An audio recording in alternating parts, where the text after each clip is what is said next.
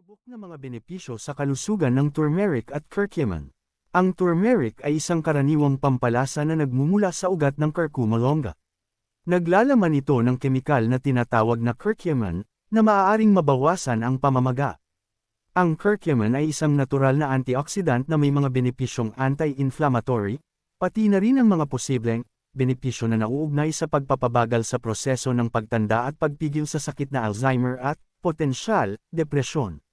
Gayunpaman, maaari kang umani ng higit pang mga benepisyo sa pamamagitan ng pagdaragdag ng itim na paminta anumang oras na gumamit ka ng turmeric, o pagkuha ng suplementong turmeric na may kasamang itim na paminta.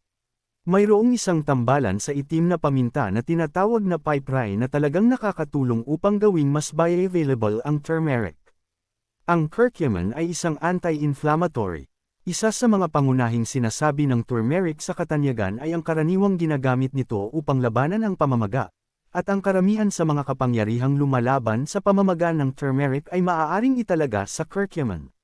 Sa katunayan, sa tamang dosis, ang curcumin ay maaaring maging isang mas mabisang anti-inflammatory na paggamot kaysa sa mga karaniwang gamot na lumalaban sa pamamaga gaya ng ibuprofen, Advil, at aspirin. Dahil ang talamak na pamamaga ay nag-aambag sa maraming malalang sakit, ang curcumin ay maaaring makatulong sa paggamot sa mga kondisyon tulad ng nagpapaalab na sakit sa bituka, pancreatitis, at arthritis. Tumulong ang curcumin sa pagprotekta laban sa sakit sa puso.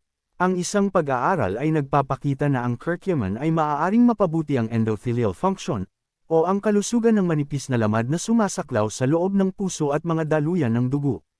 Ang lamad na ito ay gumaganap ng isang mahalagang papel sa pagsasaayos ng presyon ng dugo. Ang mas mababang endothelial function ay nauugnay sa pagtanda at pagtaas ng panganib ng sakit sa puso. Kaya, maaaring makatulong ang curcumin na maprotektahan laban sa pagkawala ng function na nauugnay sa edad at bawasan ang iyong posibilidad na magkaroon ng sakit sa puso. Ang curcumin ay isa ring makapangyarihang antioxidant at sa gayon ay pinuprotektahan ang ating katawan mula sa mga libreng radikal, na binabawasan ang panganib ng sakit sa puso at kanser. Ang curcumin ay nakakasagabal sa paglaki at pag-unlad ng mga selula ng kanser at pinipigilan ang kanilang pagkalat sa pinakamaliit na antas ng molekular. Kaya, epektibo nitong binabawasan ang panganib ng bagong paglaki ng kanser. Ang curcumin na nasa turmeric ay nagpapaantala sa pagsisimula ng type 2 diabetes sa pamamagitan ng pagpigil sa pagbuo ng mga nagpapaalab na cytokine at sa gayon ay may magandang epekto sa mga antas ng glucose sa dugo. Pampalakas ng immunity. Ang turmeric ay nagpapalakas din ng mga antas ng kaligtasan sa sakit. Pinuprotektahan tayo ng mga antibacterial, antiviral at antifungal properties nito mula sa iba't ibang impeksyon.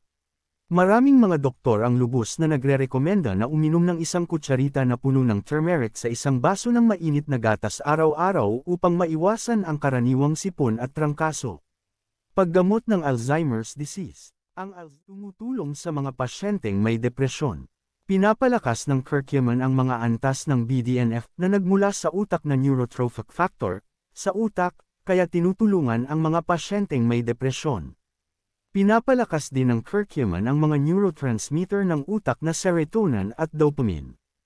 Anti-aging effects. Ang mga antioxidant na katangian ng curcumin sa turmeric ay pumipigil sa pinsala sa mga selula at sa gayon ay nagpapabagal sa pagtanda. Mabisa nitong pinipigilan ang pagbuo ng mga pinong linya at kulubot. Pinasisigla din ng curcumin ang bagong paglaki ng cell. Nagpapabuti ng kalusugan ng buto. Ang mga suplemento ng curcumin kapag ibinibigay sa mga pasyenteng dumaranas ng rheumatoid arthritis, ay nagpapakita ng makabuluhang pagpapabuti sa pananakit at paggana ng magkasanib na bahagi. Pinuprotektahan din ng curcumin ang tisyo ng buto at pinipigilan ang pagkawala ng buto. Nagpapabuti ng digestion. Ang curcumin sa turmeric ay binabawasan ang pamumulaklak at dinadala ang digestive system sa tract. Pinasisigla nito ang gallbladder upang makagawa ng apdo. Nakakatulong din ito sa pag-iwas at paggamot ng pancreatitis. Paggamot ng glaucoma at cataract. Ang antioxidant na ari-arian ng turmeric ay nakakatulong sa pagpapagamot ng glaucoma at catarata. Ang regular na pagkonsumo ng turmeric ay pinipigilan ang pag-unlad ng glaucoma at pinipigilan din ang pagkawala ng paningin. Magandang balat. Ang turmeric ay may anti-inflammatory, antimicrobial at antioxidant properties na makakatulong sa pagalingin ang mga sugat, pigilan ang acne at breakouts, labanan ang eczema at psoriasis, bawasan ang mga peklat, lumiwanag ang mga madilim na bilog, magbigay ng natural na glow. Mga side effect ng pagkonsumo ng turmeric. Ang mas mataas na dosis ng curcumin ay humahantong sa acid reflux, pagtatae, pagkahilo at pananakit ng ulo. Maaaring mapabagal ng turmeric ang pamumuo ng dugo. Maaaring mapataas nito ang panganib ng pasa at pagdurugo sa mga taong may mga sakit sa pagdurugo. Ang turmeric ay maaaring magpulala ng mga problema sa tiyan gaya ng GERD.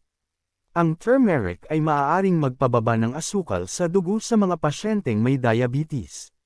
Mainam na dosis ng turmeric. Hindi ipinapayong kumonsumo ng higit sa 5 teaspoons ng turmeric bawat araw. Paano ubusin ang turmeric? Maaaring gamitin ang turmeric sa pagluluto sa iba't ibang pagkain para sa kulay at lasa. Upang makamit ang pinakamataas na benepisyo sa kalusugan, ubusin ang turmeric na may itim na paminta, dahil pinapataas ng tambalang pinangalanang piperine sa black pepper ang pagsipsip ng turmeric sa katawan.